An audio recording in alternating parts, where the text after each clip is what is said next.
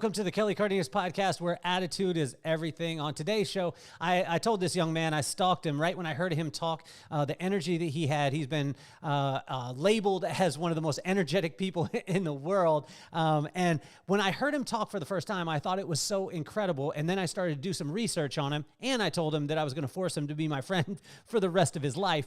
I love what he's doing. I love the title of his book, which made me, it made me like jump up and down, but it also made me look at myself in the mirror. The book that he has is Live Longer, Feel Better, and Look Good Naked. This man is a body transformational coach and one of the top in the world. I can't wait to be able to dig in with Mr. Russ Yeager today. So welcome to the show, my man. Kelly, what's up, brother? I'm gonna have to bring the energy, man, after that introduction, because you definitely bring it yourself, and you don't have to force me to be your friend. We've only connected a few times, but you're a cool dude. I'm happy to be on. Well, I think one of the first things, man, I mean, a body transformational coach, if you look on russyeager.com, you guys got to check this out. You'll see probably the craziest abs that you've ever seen in your life. Like, I didn't know that there was those muscles on a human being. But the thing that I want to go to first, outside of your abs and all of us, like hoping to be looking like Russ Yeager at some point, is you have three children under 5. Russ, how are you able to do that? Dude, it's so we were just talking about the talk I did for our mutual friend Ken Jocelyn this couple weeks ago, and it was 10 steps to creating a business and life you love. I was talking to a bunch of entrepreneurs by putting your health first, and so I sincerely believe, man. I mean, I run 3 businesses. I have 3 kids, as you said, 5 and under. You've got to have your life is stressful. Enough. Business is stressful. Kids are stressful. All the stuff that's going on today. And if you don't have your health in check, you're not going to have, you could run into big problems right down the road. But even if you don't have major health, crisis, like you're not going to have the energy, the sustainability, and then that mindset and confidence, to be able to maximize yourself in your business. So I really, I mean, I have other things we'll talk about in terms of mindset, I'm sure, and what I do, but that's really it, is making the time to make your health a priority. And it doesn't have to rule your life, but it does need to be there, and it needs to be consistent. So help the person out there that, I mean, we just went through January and everybody said the exact same thing. Everybody right now is donating to the gym, right? And what I mean by that is by January 1st, we all got a membership and we were like, it's a new year, it's 2022, I'm going to crush it. And that was on January 1st. January 3rd, you were like, I need a rest day. And by January 15th, you were like, man, I am laying up in this bed and sticking around. So talk to that person that maybe, how do we make our health a priority right off the bat? Yeah, I mean, you're exactly right. It's, I think, the 3rd week of January. The stats are what, like 70, 80% plus, people have stopped their resolutions. And so I think it's, first of all, recognizing if you're in that pattern, right? Because everybody wants to be in shape. They want to be healthy. But, one of my favorite mentors, Tony Robbins, talks about, you don't get your wants, you get your must. Or you don't get your should, you get your must. Like it has to become a must. You have to recognize, okay, I'm in this pattern. I say I'm going to get healthier every year. I start some kind of quick thing and I don't stick with it. And then you've got to make, when I'm talking about my 10 steps, first step is make a decision, but more importantly in that step is to make a commitment. So, I entered, I got into this whole thing. I was a CPA, working at one of the big firms, and I grew up the chubby kid, wearing the husky pants. I freaking hated it. And I got, pretty fit, it was a part of my lifestyle, but I never reached my goal. And so I'm working as a CPA, long hours, and I start, getting into, late night business dinners, drinking and partying, and, I'm putting on some weight. And then finally at 27 years old, I made a decision, like, I am going to get this part of my life taken care of. 11-year-old Russ, when I had an episode with my VHS camera where my mom called me husky, and it pissed me off. And I decided I'm going to be one of the guys with, fit guys with abs. I never did it. And then finally at 27, I said, I'm going to do it. So that's the decision. But the bigger part is the commitment. So I made a commitment when I hired a coach. I put some money down, put my money where my mouth was, and then I entered an international physique transformation contest that had a deadline where I had before and after pictures. So I think that's the biggest thing, making a decision, then making a commitment, to change. And then you need to have a good plan. That's step 3. And you need to have accountability, right? That's one of the reasons people fail. I was just talking to, a guy who's struggled with weight a long time. He's like, yeah, my work has this great thing. I can go to this state-of-the-art gym and I can get a free Peloton membership and all this stuff. But I'm like, how are you going to make sure that you actually do it? because that's the most important part is the actual doing. So, people need to make a decision. They need to make a commitment. Like I can help anyone. Like it shouldn't be a guessing game. You've got your workouts, you've got your nutrition, you've got your recovery, right? You've got your mindset. If you're following a plan that's, good enough, I always say a mediocre plan can perform consistently beats the perfect plan, perform randomly. If you're following a good enough plan, perform consistently, you will get results. If you're not, we need to tweak something. So I can help anyone, but only if they're ready to be coached and be helped. So, Russ, I mean, obviously, every one of us now listening to you, and then if you go, please, if you're listening right now, please pause, pause us, and I want you to go to his website. If you go to his website, you're going to want to work with Russ. Now, and now that you're back, you paused me, and then you're back, and every one of you, you know why I said you want to work with Russ, because Russ is the man, and he's one of the top body transformational coaches in the world. But talk to us, Russ, though, because every person that I see go through these things all the time, like, and for years and years and years, I've worked with women for 29 years, and I hear them, and they go ham, and they're like, bang, like, wow, I can't imagine, and then they get fatter. And I see it with the guys, too. I see it with those things. You talked about a little bit about accountability. How can we look at this as a long sustaining thing as opposed to a, hey, I'm going to transform my body in 6 weeks and then I'm going to be fatter in January, again. So, I mean, how can a person get off this cycle? Yeah, I think what they need to do for me, I believe that you need to have long-term goals and short-term goals, right? Because if you said it, if you just got a 30-day, 6-week challenge or whatever, you're all focused on that. And then what about after that? You got nothing. So you need to ingrain it in yourself. And this takes time until it just becomes ingrained that this is a lifestyle. Like fitness is a lifestyle. I don't no matter what's going on, I've been through a lot of challenges just like everybody else, but that is not going to stop. Like it may have to change. I have, early bone on bone arthritis. I have a titanium left hip for the past 6 years. At 41 years old, I have, my right hip is not great. It's arthritic. I've had to change the way I train, but it's nothing's stopping me. Like it's just a part of my life, like brushing my teeth. Right. But I do believe, but if you just have a long-term goal of being healthy and fit, that's not necessarily motivating. So I love short-term goals. Make it a lifestyle, but I love short-term goals. So I'll do, I don't do bodybuilding or anything like that anymore, but I'll do little 12-week programs where in the summer, okay, I'm going to get, ripped up for summer, or I'm going to do a new body weight routine, or I don't run anymore. I used to did a half marathon one time. So I think it's important. You got to have both. It's got to be a lifestyle, but have those short-term goals so that you have something to be excited about and pull you forward. And then the key with the short-term goals is before let's say it's 6 weeks or 12 weeks, before that 12-week, short-term challenge ends, you already got to know what the next thing is. Otherwise it's too easy to fall off. So Russ, when you go through, like when you see high performers like yourself, right? And, a person who, obviously physique and body transformation, not to say it's not a challenge for you, but you've got this crazy discipline. Where is the place that Russ doesn't hit the mark in his life, right? Because there's times there's things for myself when when I was growing up, it was like, if I had to work a certain amount of hours or whatever it was, I looked to my dad and I was like able to do it. But then there was ice cream sandwiches, man. And ice cream sandwiches, I tell you, like if I hang out with the ice cream sandwich, like that thing is losing because I'm going to kill it. Where's the place, and it doesn't have to just be in food, but where's the place where Russ struggles a little bit, battles a little bit, and has to have maybe a coach with him? Dude, how much time do you got? I struggle in every area of my life, and fitness and food is one of them. Like I said, I grew up the chubby kid. I love to eat. I'm not one of those fitness guys that, loves eating chicken and vegetables all day. I've literally struggled with overeating and binge eating even my whole life, and I have it under control, but I have times when I'll just, stuff myself out. And I used to do it a lot. I figured out to work on this. What void is that, filling, number one, where I feel like I could do that. And then from a strategy standpoint, this is the good thing about natural bodybuilding. When I got into, did that contest, got into it, like bodybuilders are the experts at losing body fat and gaining lean muscle at the same time, which most of us don't want to be bodybuilders, in the little red bikini, but we want to have less fat, more muscle, look good, feel good, right? And so there's strategic things. So I'm so thankful for that. But it kind of messes with your mind, or did for me, because the whole idea is you're eating quote unquote perfectly clean 6 days a week, and then you give yourself one day for a cheat day, right? Which just that word alone makes it like it's something you're doing bad psychologically.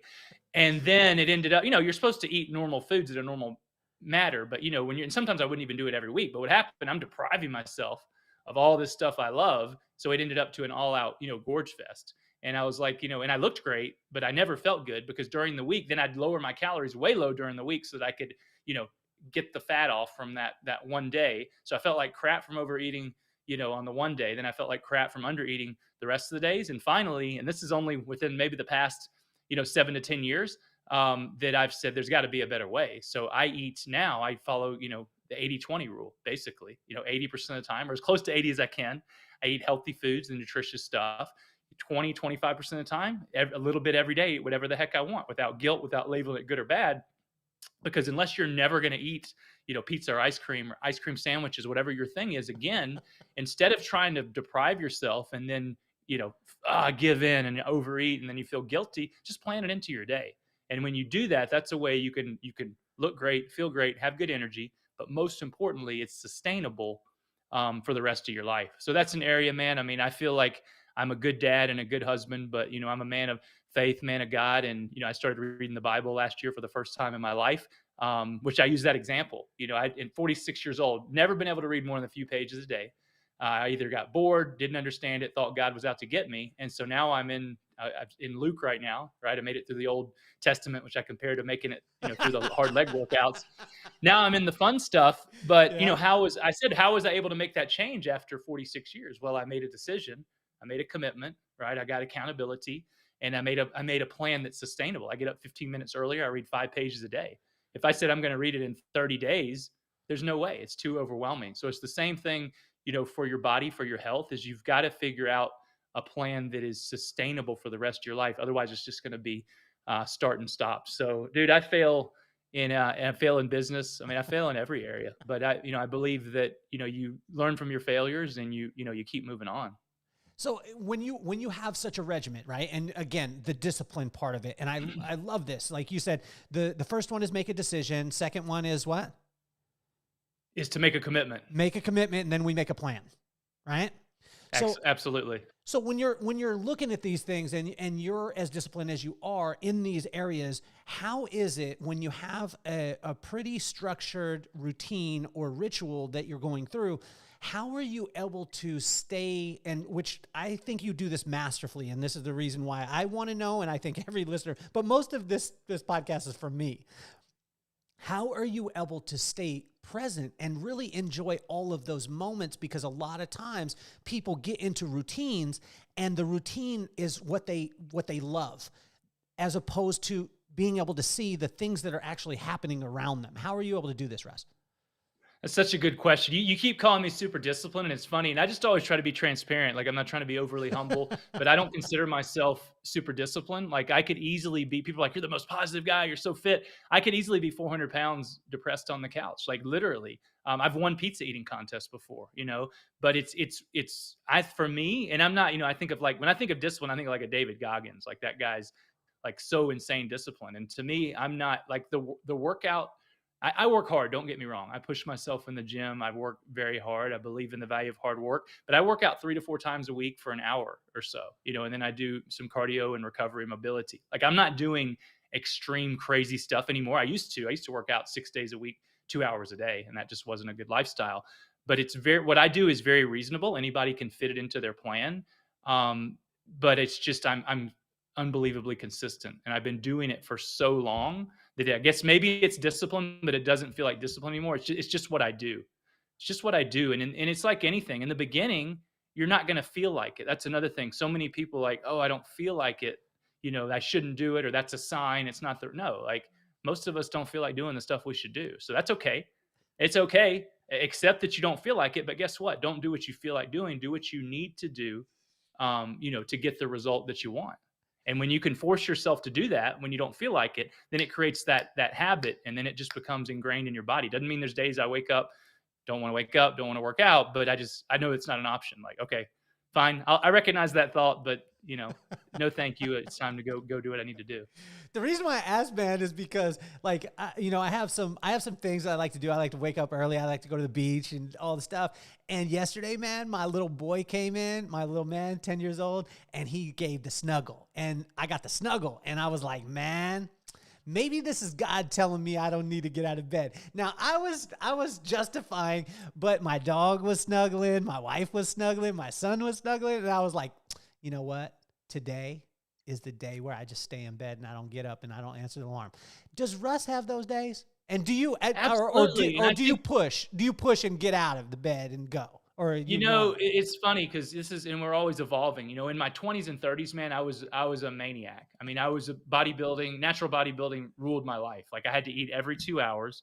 And if I didn't, I thought I was going to die. Like I would bring my food. I was in a CPA. So I was working with some big companies. I'd be in a boardroom and I'd be, eating my chicken and broccoli or making a protein shake. People thought I was nuts. I actually I was a juror one time. I got called jury duty and got on the jury, and I was eating a protein bar, and almost got kicked out of the corporate protein bar. So I was insane.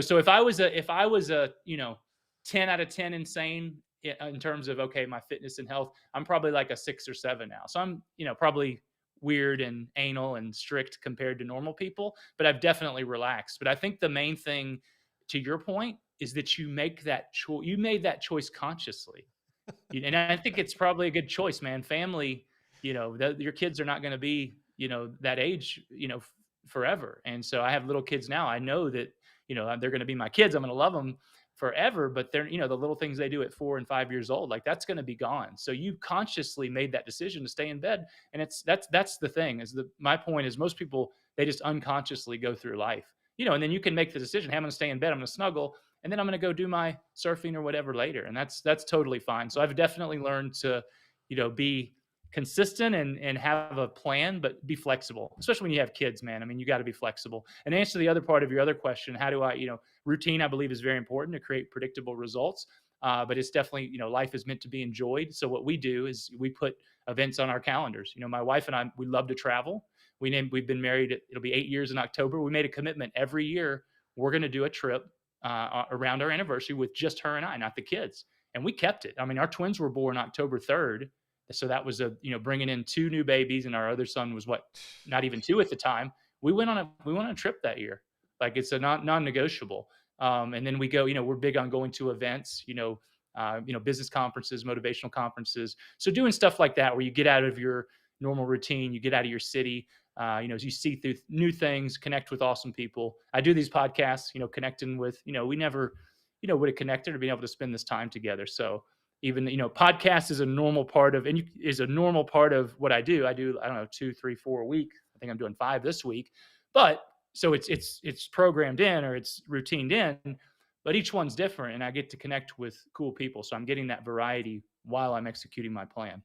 What's the most valuable lesson that your wife has taught you or that you've learned through marriage? And I want to give you an example here. My wife and I, we were in Chicago one time, and I was speaking there. And the pastor pulled me aside, and we was talking, and he said, hey, we, he said it in passing. He just said, we put our kids to bed at 7 o'clock. And then he went on to the other thing. He was trying to drive home the point. And I said, stop. I said, say that again. He said, we put our kids to bed at 7 o'clock. And I said, like, how does this happen? And he said, well, it was easy. We made a decision that we didn't want our kids to wake up to step parents. And I was like, what? Like, this was the greatest thing I've ever heard. And he said, because if I don't take time and set it aside and have it as husband and wife time, if that breaks down, then my kids could be waking up to their stepdad. And I was like, I mean, this was probably one of the greatest lessons I ever learned in my marriage. And I started choking my kids out at 7 o'clock to get them down. You know what I'm saying? Talk to us about some of the lessons and maybe some transformational things that happened in your marriage. And we would love some specifics with that, Russ. That's powerful. That's powerful. We get our kids down at 8, but I'm thinking we may need to try for 7. That sounds it's better. The most freeing. I tell you, when you get husband time, you know what I'm saying? Like your wife can have a little glass of wine, no judgment there. You could do your thing, and it's just amazing. It is the greatest. It was the most freeing thing ever. But go ahead, man. Yeah, no, that's cool. I mean, there's a lot of lessons. I mean, one is is she's the one who, instigates like our vacations. Like for me, I have that mentality of, you know, push hard, delayed gratification. We're going to save, we're going to become financially free, we're going to reach our goals, and then we'll enjoy life. So she's helped me to, still stay focused on that, but to enjoy life along the way. So she'll, make us, and I'm like, okay, we did a vacation already this year. She's like, so what? Let's do 5 more. And, again, we both love to travel, see the world. So that's one.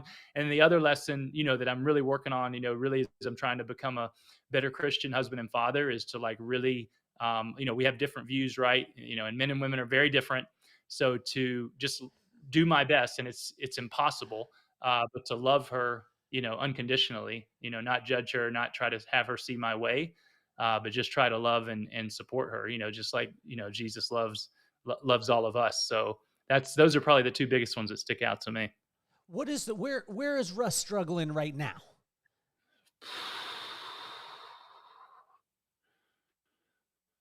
I mean,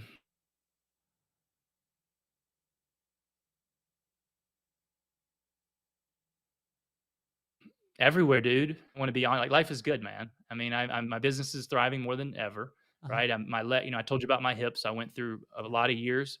Even after.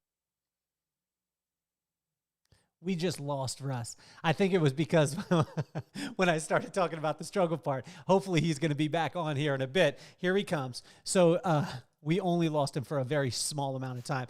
Russ, I think that we lost you because we started talking about the struggle part, and it was like, I know. oh, I disconnected, man. You're putting me on the spot. hey, you did it No, on can you you hear did it me on now? purpose. You did it on I could hear you, Russ. You did it on purpose, man. So let's go back Good, to bro. it. We had a moment there, man. What is Yeah. what is Russ doing great with? Because my brother taught me this very early on. He taught me that, people are going to be more inspired by the things that you struggle with than the things that you're crushing. So Yeah.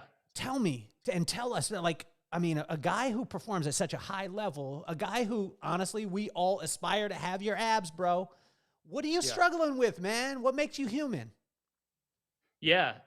So it's I mean, it's what we were just talking about, being that husband that loves unconditionally, right? Working towards that, working through my faith. Again, the more I get closer to God, the more I recognize my faults and my sins. So that's definitely a big one. And then when I do, mess up, it really bothers me more. Um, you know, the binge eating, and again, I'm not a big drinker, but when I do, it's kind of like the same thing with food. If I'm going to do it, I'm going to do it. So I realized like that's something that's just not serving me Okay. to get to the next level. And I have no problem with with alcohol, but that's one thing that I realize is just not a good thing to be in my life right now. Um, what else am I struggling with? I mean, I feel like I'm constantly succeeding and struggling in every area of my life. Self-confidence. Okay, so you see people, so you'll say, "Oh, this guy's got the abs, he's got the business, he's 6'6", he's confident." Like, dude, and I am, in a lot of ways I am very confident, but I also have the doubts and the fears.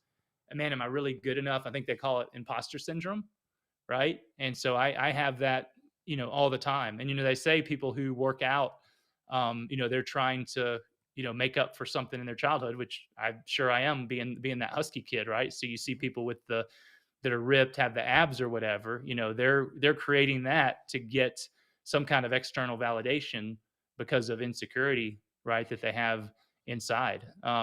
So man, I struggle with a lot of stuff, but I try not to. One thing I think I'm really good at is I accept that, okay, it's okay to feel that way. It's okay to struggle. I'm not perfect. I forgive myself. I used to beat myself up really bad. I still beat myself up bad, but I forgive myself a lot quicker now, and I try to forgive others, quickly too. Where do you think Russ needs more grace for himself? I think in trying to be excellent all the time in all areas, and not celebrating like it's. I think it's human nature, entrepreneur. I look at what went wrong, the deal I lost, right? What I should have done when I was lazy, versus like, bro, look at what you've done, over the past, freaking 5 years specifically. So you said you're new in your faith, and faith is something that we were just talking about the other day, and It's tough because it's the substance of things hoped for and the evidence of things not seen, right? So you're being asked to almost commit yourself to something you cannot see. What's been the biggest struggle for you in this newfound faith in basically, having to believe in something that I mean, I have a book behind me. If I wanted to grab the book, I could grab the book. But I can't like grab the thing. Like when God tells me something, I can't grab that and I can't hold it. It's not it's not substance, right? Yeah. How are you able to kind of get through that part, and what parts are you humanly struggling with in those areas? Because I think a lot of times, for a believer that starts to see results, it becomes so simplistic. Oh, you should just believe. But I tell you, I mean, my dad, probably the best lesson he ever taught me, my pops, was you can argue with God. Like, you could yell at him and be mad. Like, it's okay. What are some of the things that you've maybe struggled with or had like, I don't know if I believe that part of it. Yeah, it's so, man, you ask great questions. I'm on a lot of podcasts and a lot of people just ask kind of generic questions. You ask really, really great questions, which is Thank why you. you've got a great podcast. So I appreciate that. A lot of things, I think one of the biggest things is the more I get closer to God and, the more I want to get closer to him, the more, like I already mentioned earlier, I recognize when I fail and sin and I hate it. But also it's like, I still have the doubt. Like you said, you can't see it. Like I feel it in my heart. I believe it. I really do. But there's no, I can't see it. There's no physical proof. So it's like, I guess it's like I have more to lose. What if I'm wrong? Oh man, then I really, it was before. Yeah, I believe grew up, I brought up Catholic, I went to church and stuff, but it's like now that it's like I'm trying to base everything I do on this. What if I'm wrong? And I had a buddy that, said is a pastor, actually married us. I actually asked him this question.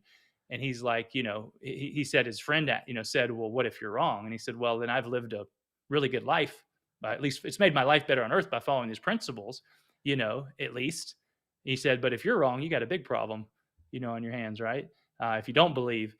So that's one of them, man. And then also, but then I look at it like you can't see with your eyes, but I would imagine it's the same for you.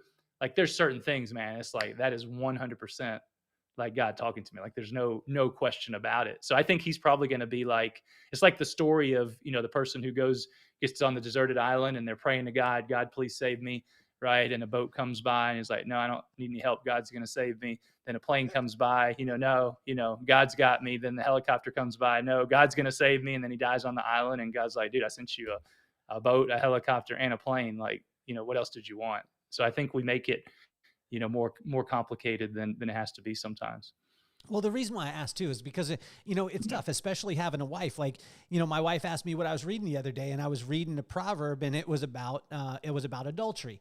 And I told her, I said, I see both sides. It was warning against the wayward woman. And she turned to me very simply and was like, why is all the bad stuff about women? And I was like, man, this hit me hard, right? But then God started to talk to me and say that this proverb wasn't just about adultery as far as you going out on your wife. This was about adultery of you going out on me as your father. Does that make sense?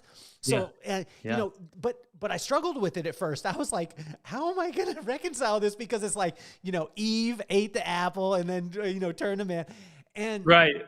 So what are some of the like specific verses, right? And I had a struggle with one of them that was about when ladies don't speak up, don't ask any questions, and if you have questions, ask your man at home. And then I heard a pastor tell me, he said it's all about the context, because the context of that situation was that women weren't allowed to read, so they didn't know how to read at the time, and if they asked questions, it wouldn't have been an educated question because they weren't allowed to read. So they asked them to be silent during church and asked their man, because their man was allowed to read. So it was more cultural. So when I understood the context of what was going on, I understood the content better. Have you had and I struggled with that verse for a long time. Has there been things in your newfound faith that you've read and you've been like, man, that's crazy? Yeah, exactly what you're talking. So the adultery, okay, then you read on. If you've, okay, well, I haven't done that. But if you've looked at a woman, right, lustfully, that's the same as oh crap, right? Or, I of course I've never killed anybody, but if you have anger in your heart That's the same thing. I'm like, that can't win, man. Like, there's no way. Like, it's impossible. Like, I'm not good enough. Which I think gets down to the whole thing. And that's, again, I'm a complete amateur in the Bible. It's the first time I've ever read it. But I think for me at least, my understanding gets down to no man or woman is good enough. Like that's exactly the whole point of why Jesus came to save us, and accepting that, and that it's not, again, my understanding, you're not acting in the way he teaches you to because that's going to get you saved. You're saved, you're doing that because you want to be closer to him and be a good example for other people. At least that's the way I look at it. But yeah, man, it's, I mean, I don't know, have verses memorized yet, but it's like every time I read it, I feel like I'm getting closer, I'm getting better, I'm living like I should, and then I'm like, oh my gosh, like I can't live up. Well, I think the reason why I say this is because I think it all gives us hope. Because when we look at the body transformational coach, one of the top in the world, and we look at your language in the body transformation is like you know that back and forth. You're understanding this part of it. For us, a lot of us that are listening, we're reading that gospel for the first time, right? So can you start to break this down for us? Like, okay, this is the thing, and this is just for me, right, Russ? I've always struggled with having a little bit of belly, man. Like, what are a couple of actionable items outside? Like, I know one of them, you're going to be like, hey, fatty, quit eating this ice cream sandwich every time you want to. I'm joking. You wouldn't call me fatty. But what are some of the things that a person that's out there that has nothing, that they don't understand anything, they haven't opened up this gospel of health at all, what could they do today that would get them moving on their journey and encourage them to be able to keep it going? Yeah, I love your analogy because it is like, I know, like I said, if you follow the recipe, you will get the results. So I think it's just the knowing in your area. And so a couple things, man, is I told you there's two types of exercise you should do. Is something you enjoy, so you'll actually do it. So for you, it sounds like surfing, right? Number two, some kind of strength training, at least 2 times a week. Ideally 3, maybe 4 times a week. And here's the reason. This is what Skip LaCour, my natural bodybuilding coach, taught me when I entered that physique transformation contest. This is why bodybuilders can get lean and have muscle, is they do the strength training. Because strength, we know it gives us strength and builds muscle, but it's your best fat burning exercise and the only permanent fat burning exercise. And here's the reason. Most people go on a diet. What do? They lower their calories way low. They deprive themselves of all the things they love. They can tough it out for a while, but then they hate it and they go back, right? So what happens when they lose weight? They lose 3 types of weight. Number one, you're going to probably lose water, especially if you do a low carb diet. And the reason is carbohydrates hold water. So you get rid of the carbs, water flushes out. I lost 10 pounds in a week. Like, nothing changed. Number two, you're going to lose some fat, which is good. But number 3, inevitably, if you're not doing strength training and or your calories are way low, you're going to lose muscle. And that's a huge problem because lean muscle is what drives your base metabolic rate, which is just the number of calories it takes to keep your body alive all day. So let's say you lose 30 pounds, 10 of that is muscle, which is very possible. You're starving, you're depriving yourself of ice cream sandwiches. Forget this stupid diet. I'm going back. Let's say your base metabolic rate was 2,000 calories a day before. That means you could theoretically lay in bed, eat 2,000 calories. You're not going to gain weight or lose weight. Because you lost 10 pounds of muscle, now it's only 1,600 or 1,700. You're worse off than if you never did that diet in the first place. Then you're like, man, why am I gaining any more weight? I got to get on another diet. Most people are driving their base metabolic rate lower and lower and lower every year. The flip side, though, every pound of lean muscle you build burns an extra 10 to 40 calories a day. So you put on 10 pounds of lean muscle. My average male client puts on 10 to 20 pounds in their first year. Doesn't make you huge at all. Females add 5 to 10 pounds. Does not make you big and bulky, not spread out. That's nothing, but it'll make you nice and toned. But here's the key. You're burning an extra 200 to 400 calories a day with just 10 pounds of lean muscle. So, my buddy Grant Cardone, loves passive income. We invest with him. I call this passive fat burning. You're burning hundreds of calories all day long, no matter what you do. And it's the secret of people like myself. How's this guy at freaking 47? You see him eating pizza and ice cream, and he still has the abs and is still fit and lean. And that's one of the quote unquote secrets. Again, a lot of us have heard that, muscle burns fat, but most people don't really believe it. They're still focused on the cardio, right? Second thing is the nutrition. I told you I used to try to eat perfect and, gorge, but because I understood calories in my bodies, I could still look great, didn't feel great. So now what I do, and a lot of people think eat healthy. and you'll lose weight. No. And you may eating healthy, no sugar, no starch, no carbs, no alcohol, no dairy, no gluten, no nothing. You may know somebody like this and they're still overweight, or at least they're skinny fat. They don't have a good body. Eating to have a good body all comes down to controlling your calories and your macronutrients, which is just the types of calories, protein, carbohydrates, and fat, with calories and protein being the things that matter the most. So here's what I do. But if you, so you could literally, Kelly, you could eat all junk food, but if you get your calories and macros right, you could look super fit and lean, like have abs. It's crazy. But then your insides are trash and you're not going to be healthy or feel good. So here's my plan, man. What I do for myself and my clients. About 75, like I said, 80% of the time, eat the healthy, nutritious food. 20 to 25% of the time, eat whatever you want. But 100% of the time, or as close to 100 as you can, get your calories right and get your protein right. The reason you need protein is the only macronutrient that builds lean muscle. We talked about why that's important. Passive fat burning. It also keeps you fuller, so you're less likely to overeat. Third benefit of protein, I'm giving you probably way more than you want, but this is a little trick. There's something called the thermic effect of food. So if you eat 100 calories of carbohydrates or fats, it takes about 5%, so about 5 of those calories just to digest that food. So you're really only netting, so to speak, 95 calories. For protein, the thermic effect of food is 20% plus. So if you eat 100 calories of protein, it's taken 20 of those calories just to digest the food. And so so you're getting that instant, fat burning benefit. So one of the little tricks I'll use with clients that hit a plateau is I won't even change their calories. I'll just increase their protein, decrease their carbs, and they start moving again. So if you can understand that, and the best thing about this, and you don't have to be crazy, like in the beginning, I do recommend like get a food scale, track your calories on MyFitnessPal. Most of us dramatically underestimate how much food we're putting in our body. Oh, I eat 1,500 calories a day, but you're forgetting about. I literally had a guy. I'm eating my calories. I know I'm hitting it, and I'm not losing weight. I said, I know that's impossible. So I dug deeper. I go to Smoothie King a few times a week. What do you get? I get the Hulk. Well, okay, let's look the Hulk up. 800 calories in the small, 1,600 calories in the large. Which one do you get? I usually get the large. He had no idea he was getting that 1,600 calories in his body. So you need to track it in the beginning until it becomes like second nature.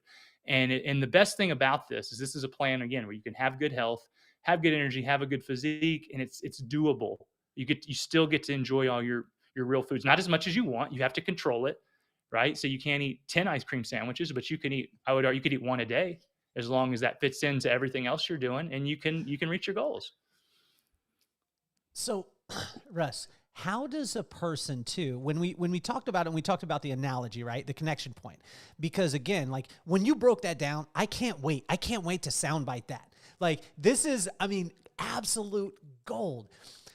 How does a person, because I find when say someone jumps into, whether it be a belief system, some people call it a religion or a lifestyle, they go so hard in. Again, they fall in love with the routine, and the routine becomes their God as opposed to them living the life. How can a person, and I've seen this, and you talked about it earlier, and I want to go right back to it.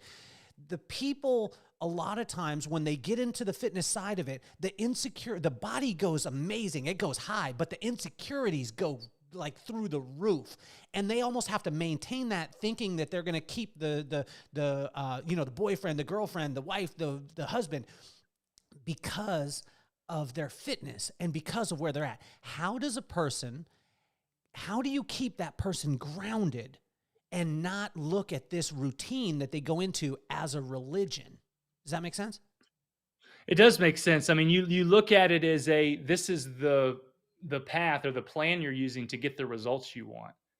Don't make this another thing I talk about. Like so many of us are doing these workouts that we see on YouTube, or we're just crushing ourselves to exhaustion, right? They're too tired for the rest of the day. They're eating foods they hate because they think they have to, and still not getting the results you want. I'm like, how likely are you to stick to your plan if it feels like torture? But even if, right? So so figure out, what do you want first? So I set my goals totally different this year, because I'm like a guy that's charging the mountain at 100 miles an hour. I actually took the time to think, what do I want for my life?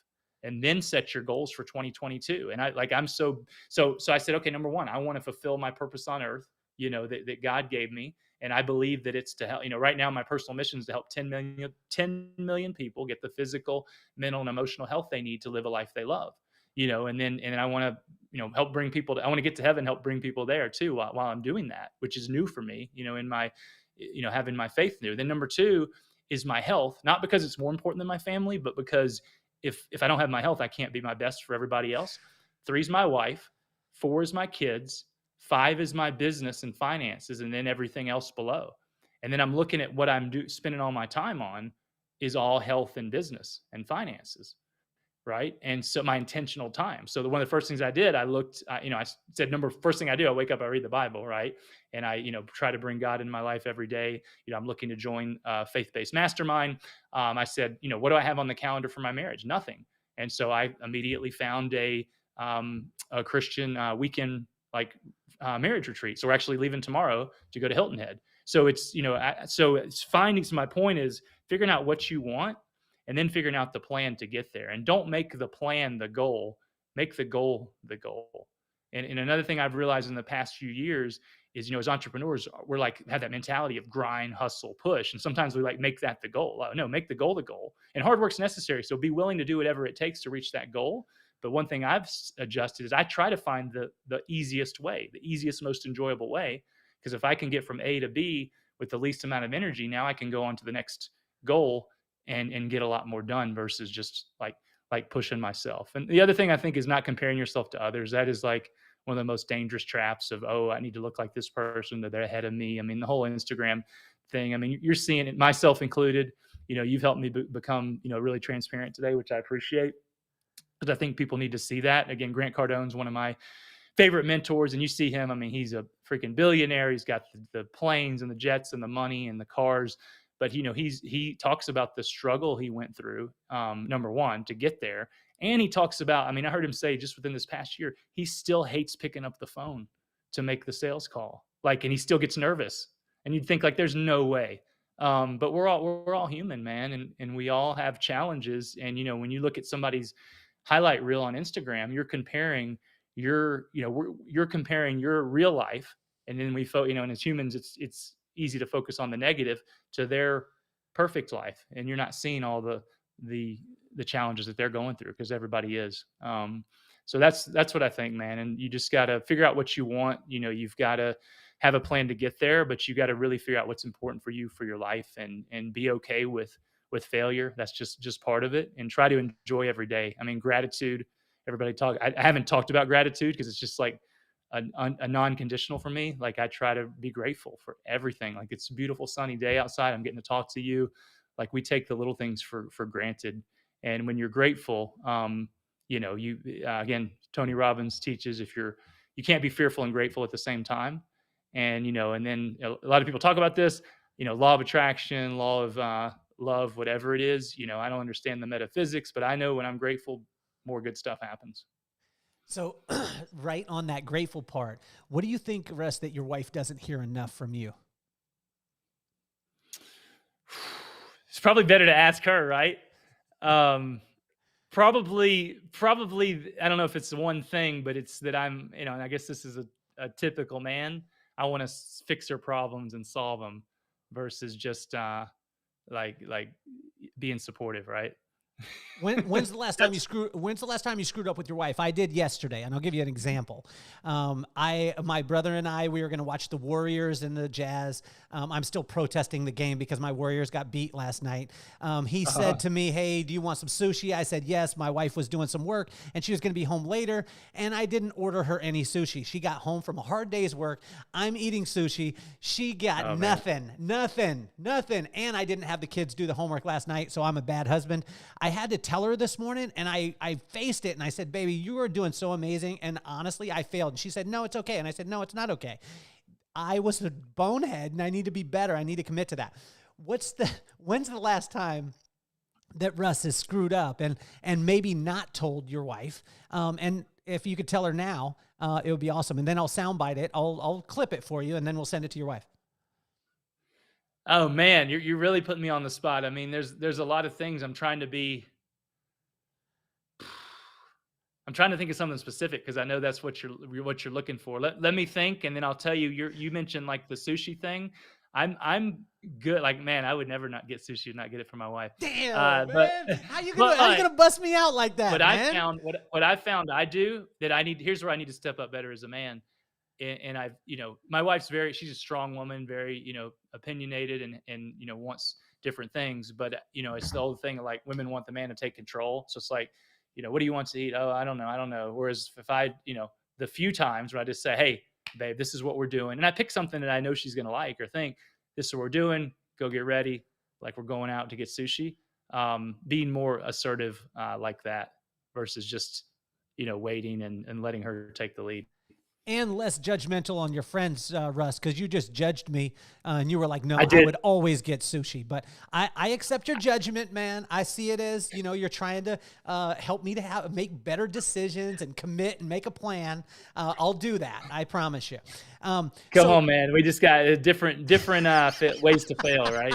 I got mine, plenty of them. So Russ, quickly, 3 of the top grinding myths about body transformation that you see all the time that you wish you could just shake the world and be like, this is not true.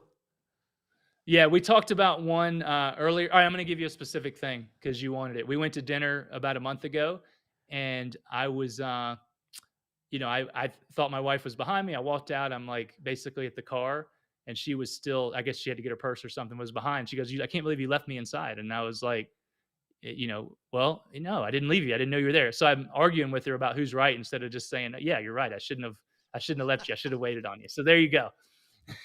We love you. What's your wife's name? What's your wife's name? Emily. Emily, we love you. He says sorry. He apologizes. Next time he won't fight to be right. He'll fight for your love. So okay. It's an ego thing. And I feel like I'm, humble and don't have a big ego, but in times like that, it is like, oh, I got to be right. Versus just apologizing. All right, so three top grinding myths, the things that grind you, that you see, and you're just like, it's not true. Don't listen. Yeah. The first is that muscle makes you bulky, right? We talked enough. I think I went into detail on that. Muscle is what keeps you lean. Okay. That calories don't matter. It's BS. All the keto and intermittent fasting, don't eat after 6, no carb, low carb, slow carb, paleo, grapefruit diet, caveman diet, all of those things reduce your calories in one form or a fashion. Like eating. So that's the biggest thing. Calories matter. Yes, calories are used differently for energy, for health, but in terms of body composition, it's calories in, calories out. And there's people that'll argue that, but there's been people that have tested it. They'll eat all junk food. Like the guy, remember the old thing, the McDonald's guy, Supersize Me?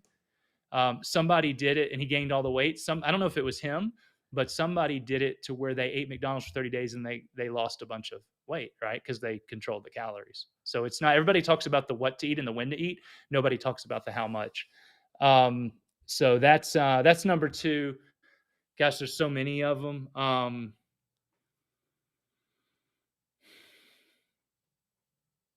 trying to think of the best one I can give. I don't know if this is a myth, but to say that that mindset doesn't matter.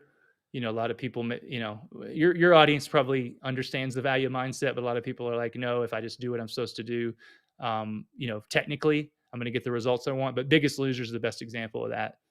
People losing 150, 200 pounds or more, and then most of them go back to where they were because they've got something inside that, that believes they don't deserve to be a fit person. So you've got to have that.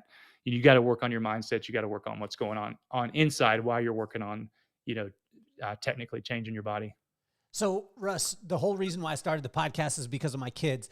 10 years old, Maddox, he's a little superhero. 13 years old, biggest heart in the world, my daughter, McKenna. I started the podcast because I want to take iconic people like yourself, and I wanted to show my kids that Russ Yeager wasn't a superhero. He was simply a human being with a phenomenal attitude and crazy work ethic. What advice would you give to Maddox and McKenna? And if you could use both of their names, it would be amazing. Awesome. Maddox and McKenna, listen to your dad, because in the short time that I've talked to him, he is a man of wisdom. He's a man of faith, of character. He knows how to make other people feel great. He also knows how to ask great questions to get the most value for his audience. I can tell he likes to have fun and laugh, and I know that he loves you so much. So even though I know it's hard to listen to your parents because we think that they don't know anything, he definitely does. He loves you. He'll give you great advice. Keep God first, keep your health first, and continue to live with gratitude. And as you grow up, don't lose that childlike wonder of enjoying the little moments, because it's easy to happen as we get older. Russ, you have been absolutely phenomenal. I know I want to respect your time. I want you on more. I would love to have you on for another podcast, another episode, but I want more and more and more of Russ. For those of you out there to be able to get a hold of Russ, you see it on the ticker. It's russyeager.com. You can check him out. Check him out on Instagram. Check him out on Facebook. You need to get his book, which is Live Longer, Feel Better, and Look Good Naked, because we all want to do that. The number one. Just look great naked, Kelly. Look great. Oh, I'm sorry. Not great. Just good. There we go. Look great naked. And they can actually, your audience can get it for free if they go to free. I turned it into an ebook this year. I did 2021 updates with all the new stuff I've learned. And if they go to freenakedbook.com, they can get it. And it is the real URL. And just be careful typing it in. But yeah, they can get a free copy there. Well, you are absolutely amazing, man. Now's the time. You need to check the sponsors, do all those things, click the links. You know what you need to do. But the thing that I want you guys to do is I want you to share this, because what Russ has shared with us today is honestly transforming. Can transform everything, not just your body, but your body, your mind, and your soul, which I think is amazing. So I haven't said this before, but I want to end it like this, guys. I've learned the greatest principles in the world is, number one, be super kind, contribute to everyone. Number two, make a ton of friends. And number three, stay curious out there, guys. Russ, you are officially off the hot seat.